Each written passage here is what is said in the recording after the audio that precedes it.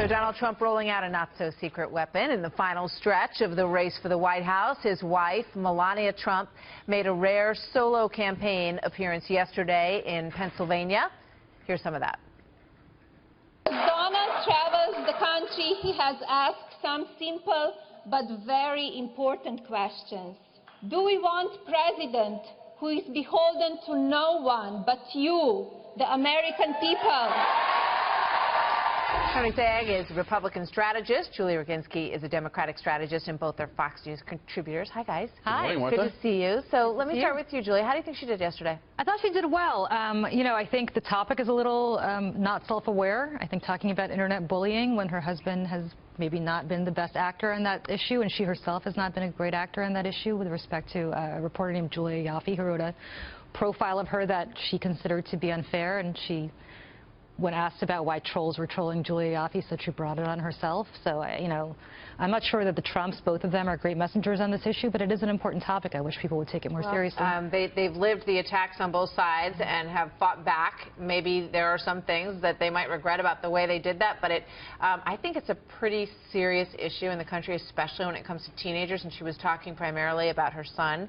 And I agree with you that it was a little bit sort of, oh, we're going there when she started doing that, given what we've seen coming out of the Twitter feeds at the Trump Tower from time to time. But how do you think was she effective? And I guess my biggest question, Tony, is will they, if this doesn't go the way that they would like it to go, will they regret not bringing her out there more and earlier? I, for one, have always believed Melania should have been on the campaign trail earlier. I think she is extraordinarily effective and a very sympathetic character in telling the personal side of Donald Trump, who is a celebrity in many regards, and people sometimes draw their own conclusions. But when you see the family side, as we saw with the kids during the convention, it really does give a much more positive aspect. I think what Melania, frankly, didn't want to do is put herself in the middle of this entire campaign, which has been largely negative toward her husband from the left. And look, she's been very honest. She has a son who's 10 years old. That's her priority. I understand that. You know, not every political spouse goes into the arena as fiercely as a warrior. But she's coming in at the exact right time and in the exact right place. This whole Women for Trump effort is targeting areas like suburban Philadelphia, Montgomery, the Ring counties, Delaware, Chester, Bucks, because this is where you have to convince enough women to support Donald Trump, and then, therefore, you have a larger chance to win the state. Look at Ohio, where now the recent polling shows a lot of women are supporting Donald Trump almost equally to Hillary Clinton. I do think that it makes a difference. I mean, I know women who live in these suburbs who are on the fence, and I think when they do see the family, it does have meaning to them. And, you know, Melania Trump, I think you see her at first and she's sort of intimidating. She's so beautiful and, you know, supermodel and everything. But when she speaks, she's very sincere. And she talks about her feelings for the country. She said, I came to America, but that wasn't enough for me. I wanted to be an American. And I thought that was very powerful. You know, I think she's got a fantastic personal story. I agree largely with everything that Tony said. She is a huge asset, as is Ivanka. Look, Hillary Clinton's firewall in this election is white, college-educated women. She's up by 27 points. Romney won that same demographic by 6. And so in order for Donald Trump to win, he's got to get those people on his side. Melania is a great example of that. Ivanka is a great example of that. I don't for the life of me understand why they went after more. Yeah. I completely agree. Now let's turn to a woman who has very much embraced the role of being at the heart and center of politics, and that's Huma Abedin, who I think everybody has some sympathy for. I mean, what a couple of years it's been for this woman. She has been through quite a bit. She was basically in hiding over the last several days that it came out. You know, I mean, you couldn't write the twist to this story that the thousands and thousands of emails that they found were on a laptop that was used by Anthony Weiner, I think someone whose behavior is despicable and who is still being investigated by the FBI.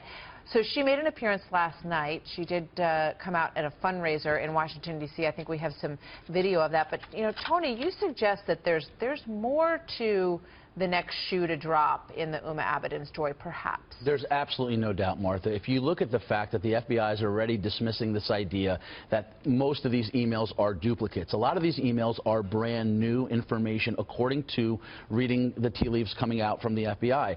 Huma Abedin has been at the intersection of Clinton Inc. and Clinton World. She worked at the State Department and the Foundation at one point simultaneously. So 3 things are going to happen ultimately with this investigation. And yes, on a human level, I sympathize. But these are choices she made to blindly align herself with Hillary Clinton and potentially the detriment of her own family, particularly her son, her 6-year-old son. She could either basically get away with it, which is doubtful. She could either cooperate with the state, which I think is probably the most damning of all opportunities, because she does want to protect her family. And there's nobody who knows more about what goes on in Clinton world than Huma Abedin, and there's no doubt that they would want to speak to her. Correct. Or she falls on the sword, which I don't see her necessarily having the interest in doing. And Hillary's been treating her, I think, rather shabbily. She calls her a staffer now. I mean, Huma Abedin, anybody who understands her role in Clinton world, is hardly just a staffer. She's the vice chair, actually, of the Clinton campaign.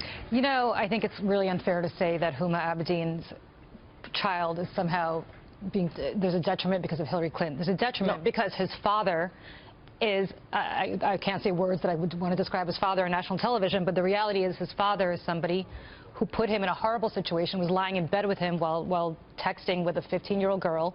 And so if you want to blame somebody, let's not blame Hillary Clinton for what's going on to Huma Abedin's son. The other thing I want to say is, I was suggesting that she won't fall on the sword maybe because of that. You don't know what the tea leaves are in this FBI investigation and what the emails say, because they just got a subpoena to read them. So unless the FBI read those emails without a subpoena, which would be illegal, we actually don't know what those emails are duplicates or not, because the FBI hasn't investigated them. But we do know nonetheless that they were on that device.